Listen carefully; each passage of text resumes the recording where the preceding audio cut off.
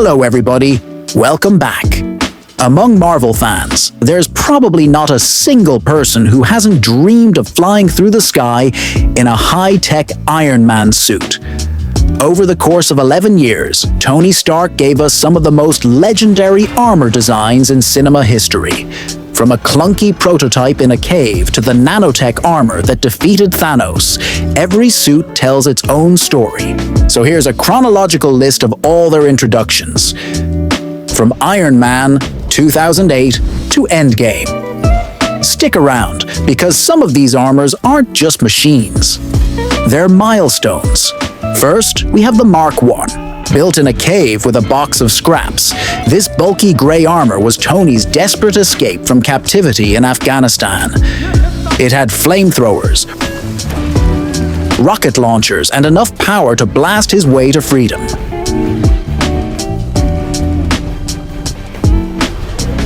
Not elegant, but unforgettable. Next came the Mark II, shiny, silver, and experimental. This was the prototype where Tony learned to truly fly.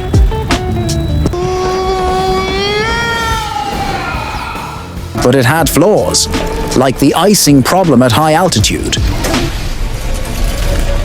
And then the Mark III, the first red and gold design, sleek and powerful.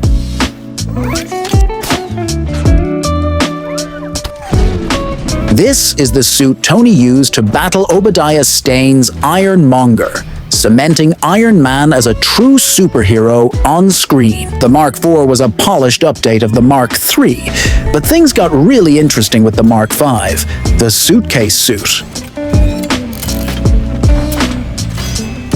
During the Monaco Grand Prix, Tony snaps it on piece by piece to fight Whiplash on the racetrack. It was stylish, portable, and one of the most iconic suit reveals in the MCU. Then came the Mark VI with its triangular arc reactor. Stronger, faster, and used in the explosive showdown against Whiplash's drones. Enter the Mark VII, bulkier and armed with modular pods. This was the first suit to auto-deploy onto Tony mid-battle. And of course, this is the armor Tony wore when he flew a nuke through the Chitauri portal above New York, nearly sacrificing his life to save the world. Now we meet the Mark 42, the golden armor. It could fly to Tony in separate pieces, assembling around him remotely. Although unstable, it showed his obsession with always being prepared. And who could forget the house party protocol? Dozens of suits, from the hulking Igor to the blade-equipped Silver Centurion, swarming into battle against Aldrich Killian, one of the most jaw-dropping suit showcases ever.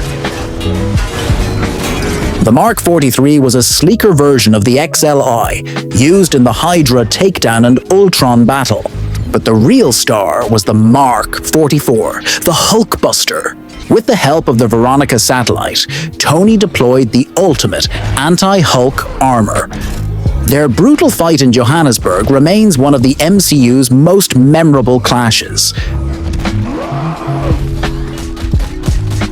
The Mark 46 arrived here, smooth, compact, and combat-ready.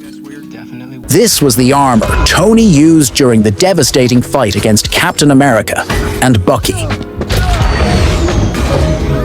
The suit could keep up with two super soldiers at once, but it couldn't stop the emotional fallout.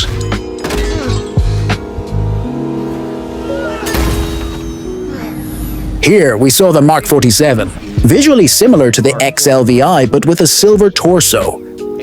It backed up Peter Parker during the final fight with the Vulture. And remember when Tony came out of the suit to lecture Peter? Next up is the legendary Mark L50, the bleeding edge armor. Pure nanotech, stored in Tony's arc reactor, ready to form instantly. It featured blade arms, shields, extra thrusters, and heavy artillery.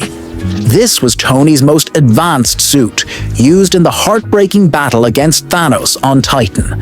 And finally, the Mark 85. a refined blend of classic red and gold design with nanotech capabilities. Stronger, sleeker, and Tony's last armor. This was the suit he wore during the final battle, when he stole the Infinity Stones from Thanos and snapped his fingers. I am Iron Man, an ending as iconic as the suits themselves. From clunky scrap metal to world-saving nanotech, Iron Man's armor has evolved like no other. Which suit is your favorite? Let us know in the comments. And if you enjoyed this trip down MCU history, hit subscribe, because we've got even more Marvel breakdowns coming your way.